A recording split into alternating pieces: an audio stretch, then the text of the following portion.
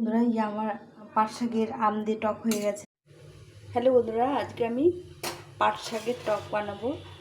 তেল গরম হয়ে গেছে, শুকনো এই যে সর্ষে নিয়েছি, সর্ষে এখন দুটো রসুন নিয়েছি, রসুনগুলো দিয়ে দেবো। এর মধ্যে একটু রসুন দিলে ভালো লেগে খেতে। তারপরে আমগুলো দিয়ে দেবো, আমগুলো একটু ভেজে নেবো। একটু লবণ, একটু হলুদ দিয়ে দেবো, দিয়ে একটু জল দিয়ে দেবো। এই যে ফুটে গেছে ঝোলটা, এখন আমি পাট শাক দিয়ে দেবো এর মধ্যে, দিয়ে ভালো করে। এই যে পাট শাকের টক হয়ে গেছে, একটু মিষ্টি দেবো, দিয়ে নামিয়ে দেবো। এটা এই আম দিয়ে পাট শাকের ঝোল হয়ে, পাট শাকের আম দিয়ে টক হয়ে গেছে।